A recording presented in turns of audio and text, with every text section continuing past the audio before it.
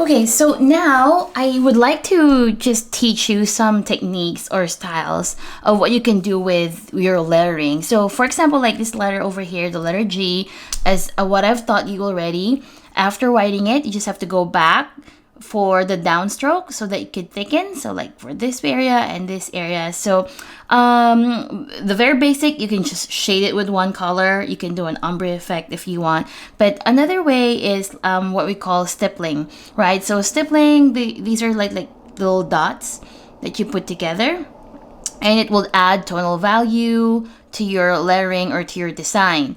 So another way is by cross hatching or hatching. So these are just like parallel lines that you put together, and it's cross hatching when, of course, you do horizontal and vertical lines together. So that will also add tonal value to your lettering. But aside from that, there are so many fun ways you can put like dots inside your letters, or even the swirls. You can even, do the ombre effect wherein you're shading it and then gradually changing the color by having two colors blended. So just to show you an example, so I'm using the same one here, the RD4, and I will just combine that, let's say, with, I have here an orange shade, which is the OR3. All right, so let's put them together. And I will just start to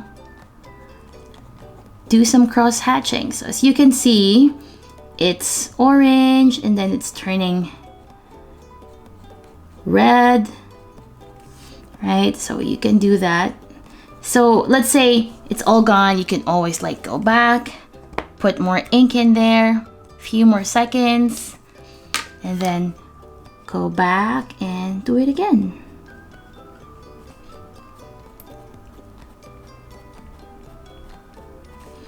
Right? So that's one way. You can also like decorate your letter by like putting shadows on it, putting some flourishes around. Flourishes, these are just like the beautiful lines that's going around your letters. You usually do that using the ascender and the descender of your letters. So normally, let's say there's a letter H.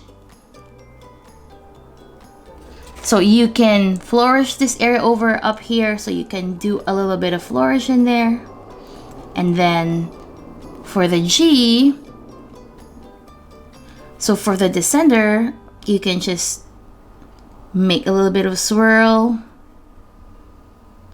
So many different ways.